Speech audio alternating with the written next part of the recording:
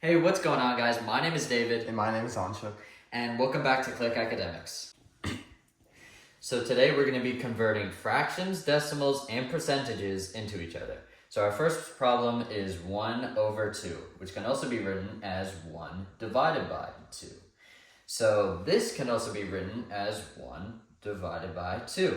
Since 1 is smaller than 2, you can't actually divide smaller numbers by larger numbers. So you have to add a 0 to make this number bigger than this number. And every time you add a 0 here, you have to add a point or decimal here. So 2 divided by 10 is 5. And we have our answer there. Now, to convert it to a percentage, we have to multiply it by 100 and then add a percent sign at the end. Now, to multiply by 100, when you have a decimal, all you have to do, since there's 2 zeros here, we have to move our decimal place 2 spaces, 1, 2, right? So, since we're making this, since we move this 1 over 0.5, one decimal space to the right makes this 5. And one more decimal space to the right, if our decimal is here, every jump we make, we have to add a 0 if there's nothing there. So our answer is 0.50, our answer is 50, and then remember we have to add the percent sign at the end. So we can erase all of this, and we can erase the decimal because our answer is 50%.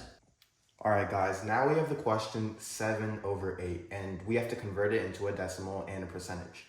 So we can rewrite this as 7 divided by 8, like David says, and once we solve this, it would just turn into a decimal, and then we could convert that into a percentage. So to solve this number is actually less than this number. So what David said is we have to add a 0 to this number to make it greater than this number, and then we have to add a 0 points at the start. And now, what's the most times 8 can go into 70? 8 times 9 is 72. That's more than 70, so we can't do that. So we could do 8 times 8, which is 64. That's less than 70. So 8, we just write the 8 here, and then we write the 64 here. We're just doing basic division, and we just ignore this. So we subtract this, and we get 6. And this number is less than this number, so we're going to have to add a 0 again to this. And because we already added this decimal point at the start, we don't have to do anything. We could just add the 0 and move on. So the most times 8 can go into 60 would be 7, which is 56. So 60 minus 56 is 4, and now we could add the 0 again. We don't have to do anything. So this turns into 40, and 8 can go into 45 times because 40 divided by 8 is 5. So we get 5 here, and now because we have a 0 as our remainder here, the problem is actually done, and 0.875 would be our answer. So 0.875 is the decimal form, and like David said, we're going to have to multiply this by 100 and then add a percent sign at the end to convert this decimal into percentage. So what we do is we write the 0.875 here, and we move the decimal places 2 times to the right because there's 2 zeros here. So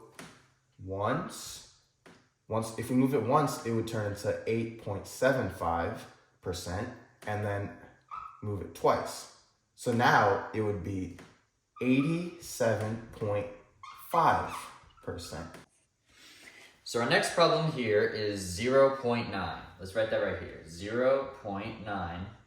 And the first thing we have to do, since this is a decimal, we have to convert it to a percentage form. So we move our decimal twice, add it right here, and add our 0 in the middle, and our percent sign. So we have 90%. So with that, we have to convert it to a decimal. So you write your 90, you don't have to put the percent there.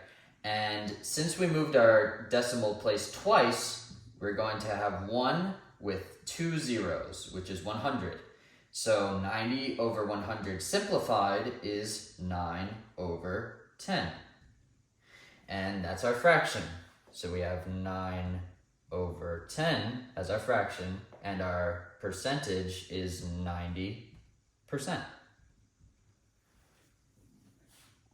Alright guys, now we have the decimal 0.625.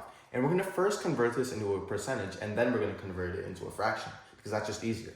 So we're going to write this right here, 0.625, and to convert this into a percentage, we're going to have to multiply this by 100, and then add the percent sign at the end. So multiplying that by 100, since there's two zeros, we're going to move the decimal point 2 places to the right.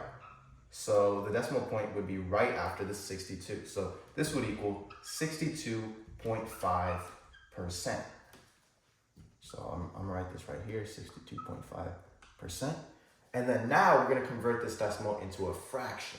And that's a little trickier, but what we're gonna do is ignore everything before the 6. So the 0 point, ignore that, and then we're just gonna write this over here. So 625. We're gonna write this right here, and then we're gonna have to divide it by, we're gonna write a 1 right here, the amount of numbers after the decimal sign. So there's 1, 2, 3 numbers after the decimal sign, so we're gonna have to add 3 zeros to the 1. So this would be 625 divided by 1,000. And this can actually be simplified to, this number can be divided by 25. So 625 divided by 25 is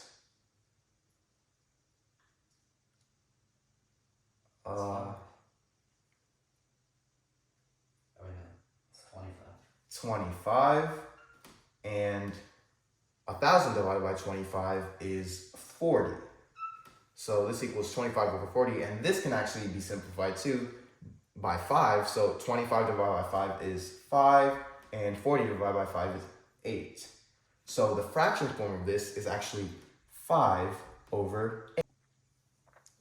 Alright, so our next problem is 95%. Let's write that right here, 95%. So since when we had a decimal, we moved it 2 to the right to get a percent. To get a decimal from a percent, we have to move, imagine there's an imaginary decimal point here, and we have to move this twice to the left instead of moving it twice to the right like we did with the decimal. So we can put our decimal here, and our decimal is 0.95, and we get rid of the percent. So our decimal right here is 0.95. Now to get a fraction, we have to do the same thing we did when we had a decimal.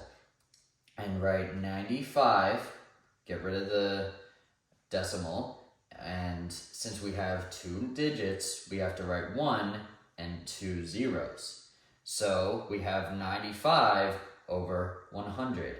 And 95 over 100 can be simplified to 5 over, I don't know what. All right, what's 95 over 100? 95 over 100 is, 19 over 20. Okay.